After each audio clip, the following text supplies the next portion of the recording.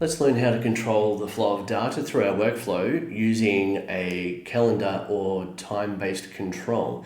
If you've seen the previous video that we used to demonstrate how to use a filter, you will see our workflow currently here. So we have an array of 9 items and we are filtering on the value that gets passed through. If the value is greater than 3 in terms of 4 through to 9, then it will get kept and processed, but if it's less than, then it's not going to get processed. Let's now add a new condition to our filter, and it's going to be a date-based one. And so we're going to say it is a date and time, and it's going to be after or equal to, and we select in the second field here, which is the one we're comparing it to, and it allows us to use a calendar to set that date. So I'm going to set a date in the future, which is the 1st of January 2026, and we're going to put into here, we can use expression, and we can say we want the value today.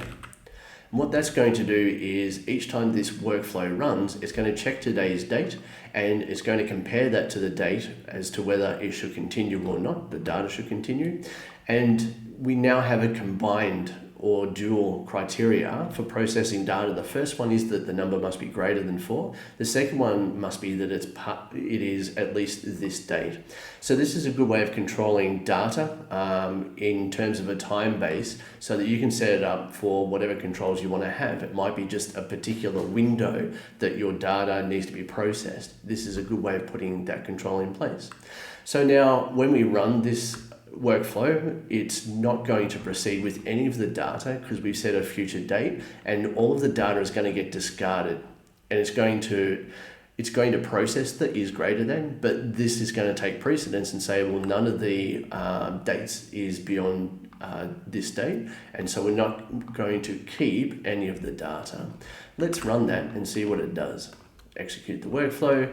We have a look at our filter, and we'll see that in the first run that none of the data was kept. It's emitted absolutely nothing. We've put a criteria or setting in here to always output data. So there was no data to keep or submit from out of this node. However, there was a discarded item. So the discarded item represents the first value that was passed in to the loop. And so we have discarded that value.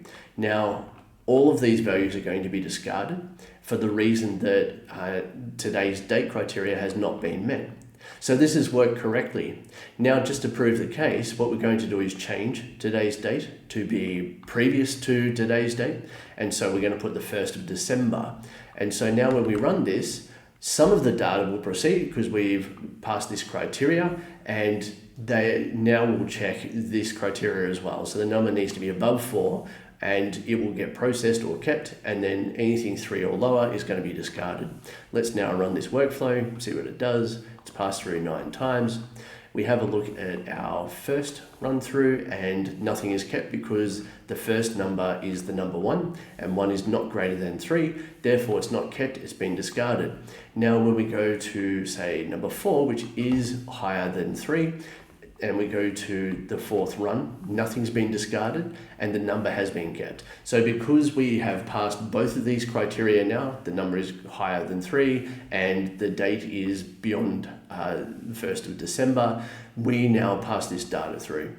Hopefully you found this useful. Please like and subscribe.